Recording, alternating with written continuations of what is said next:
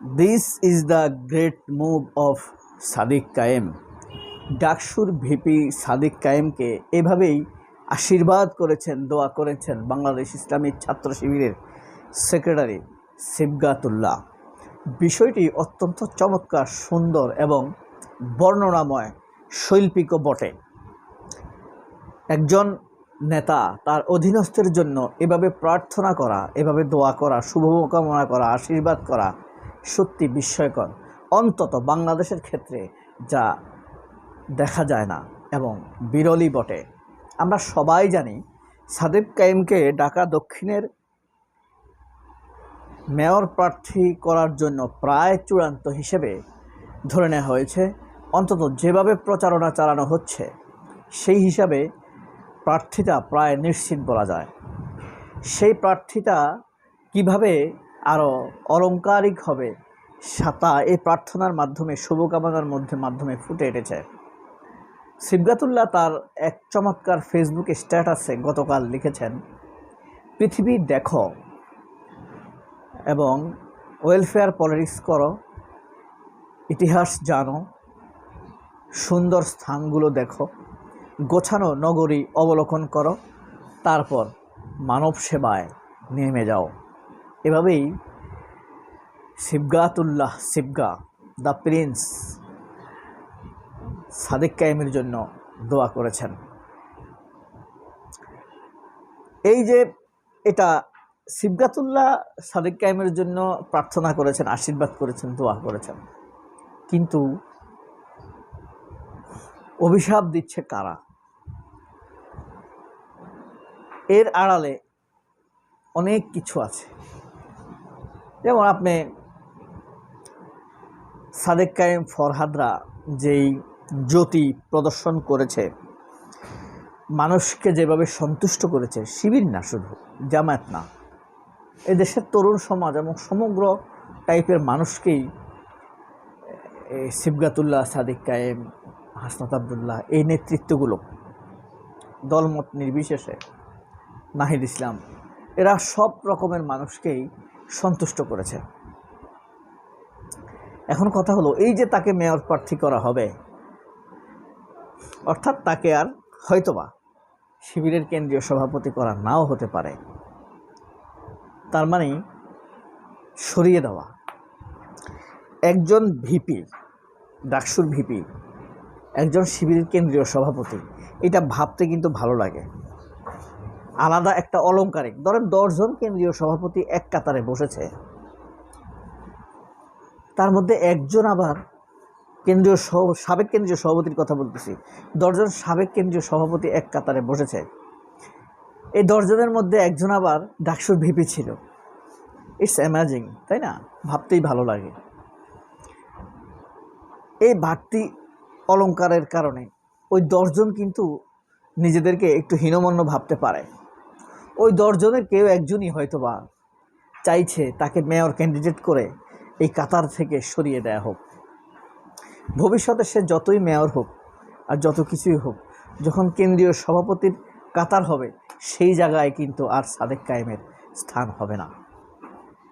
তো সিবগাতুল্লাহর আশীর্বাদের ব্যাপারটা আমরা দেখি কি ভাষায়, কেন এত আশীর্বাদ। সিবগাতুল্লাহ চমৎকার একজন নেতৃত্ব, হাসি খুশি, সাদা মনের মানুষ। তুমি ওয়েলফেয়ার পলিটিক্স দিয়ে জাতিকে পরিবর্তন করতে চাও? বিশ্বভ্রমণ করো, বিখ্যাত সভ্যতাগুলোকে কাছ থেকে দেখো, বিখ্যাত স্থাপনা, ইনস্টিটিউশন দেখো, অভিজ্ঞতা অর্জন করো, দেন জাতিকে পরিবর্তন করার জন্য কাজে নেমে যাও। জামায়াতের ঢাকা দক্ষিণ সিটির মেয়র প্রার্থী সেম টু সেম ক্যারেক্টারই ডেভেলপমেন্ট করতেছে। ডাকসুর ভিপি সাদিক কায়েম বিশ্বখ্যাত সভ্যতাগুলোকে কাছ থেকে অবলোকন করতেছেন। কখনো চীনের গ্রেট ওয়াল, বিখ্যাত নগরী, কখনো অক্সফোর্ড, কখনো ক্যামব্রিজ, কখনো আবার লন্ডনের টেমস নদীর তীরে দাঁড়িয়ে জাতির ভবিষ্যৎ নিয়ে চিন্তিত থাকেন। সিম্বল ওর হোপ সার্কুলেট করেন, আর এভাবেই জাতিকে নিয়ে তার স্মার্ট প্ল্যানগুলো প্রকাশিত করে যাচ্ছেন। এই যে সিবগাতুল্লাহ সাদিক কায়েম চীনে গেছেন, সেখানকার সাংহাই নগরী, সাংহাই নদী,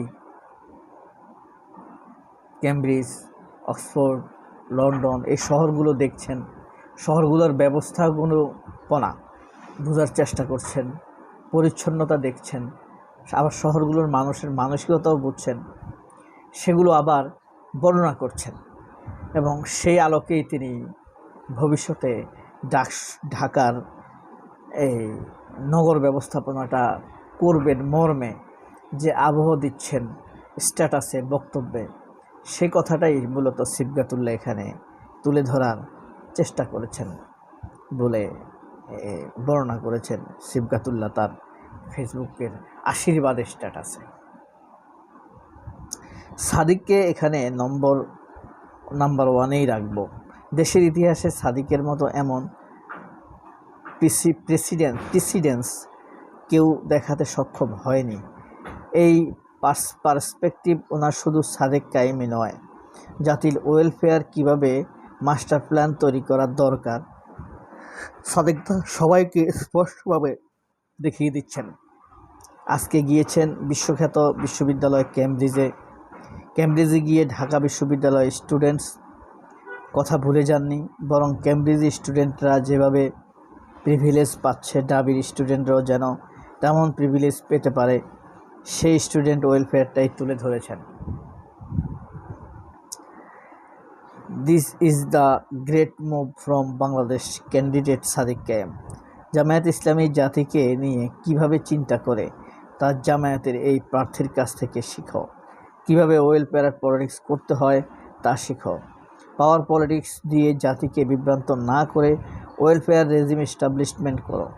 না পারলে সাদিককে সাপোর্ট করো। That's it. অন্তত বেস্ট কাজের সমালোচনা করো না।